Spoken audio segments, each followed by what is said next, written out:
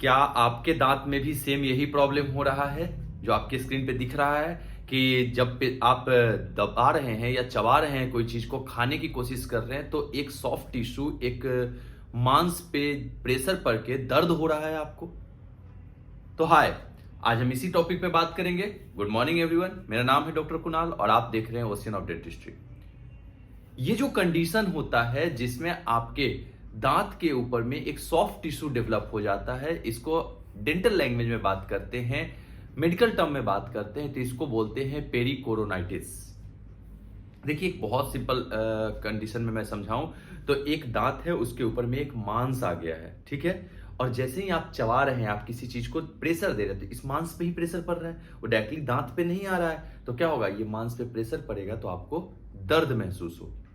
ये कंडीशन क्या होता है कि जब ये कंडीशन डेवलप होता है, जनरली ये अक्ल दांत में होता है, ये पीछे वाले दांत में होता है, विजडम टूथ में होता है। ये 20, 21, 22 साल के एज में डेवलप होना शुरू हो जाता है, लेकिन ये किसी भी एज में हो सकता है। जनरली 20, 21, 22 साल के एज में जब अक्ल दांत आ रहा होता है, उसी कंडीशन में शुरू होता है। इस कंडीशन में पेशेंट को बहुत सीवियर पेन होती है।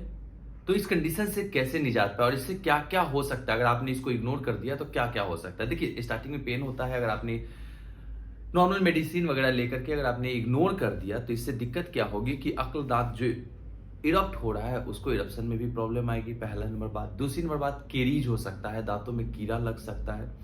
इसके बाद आपके दांतों के आसपास में इन्फ्लेमेशन रहेगा हमेशा, तो उसकी वजह से आपके जो दांत है वो प्रॉपर अलाइन नहीं हो पाएंगे, मैल अलाइनमेंट के भी चांसेस रहते हैं इस कंडीशन में। इसके बाद आपके बहुत सीवियर पेन होगा, जब भी आप खाना खाएंगे, जब भी कुछ दबाएंगे तो बहुत सीवियर पेन होगा।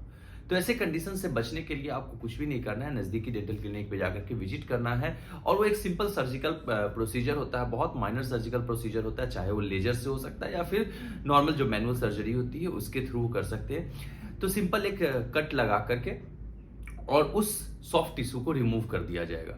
बहुत बड़ा प्रोसीजर नहीं है और एक दो मेडिसिन आपको दे दी जाएंगी सो डेट की जो इन्फ्लेमेशन है वो थोड़ा सा कम हो जाए, ठीक है। जो सर्जरी हुआ है उसकी वजह से जो घाव सूखने वाली मेडिसिन जिसको बोलते हैं ओवर द काउंटर मेडिकेशन, उनको दे दिया जाएगा आपको, तो उससे आपको बहुत आराम मिल जाएगा। इस प्रोसीजर को बोलते हैं पेरिकोरोनेक्टमी, ठीक है।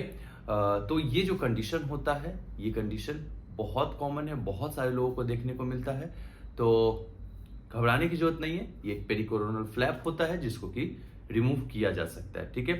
Thank you, that's all for today. और बाकी अगर कोई ऐसा कंडीशन आपको है और आपको समझ में नहीं आ रहा है क्या करना है, तो आप डायरेक्टली मेरे से बात कर सकते हैं। सिंपल जाना है आपको Instagram channel ocean of dentistry पे और मुझे फॉलो करना है और मेरे से डायरेक्टली बात भी कर सकते हैं वहां पे डेली रात में 9 बजे लाइव आकर के। Thank you, that's all for today. Bye bye, ध्यान रखिएगा अपना और चैनल को सब्सक्राइब करना नहीं भूलिएगा। Thank you.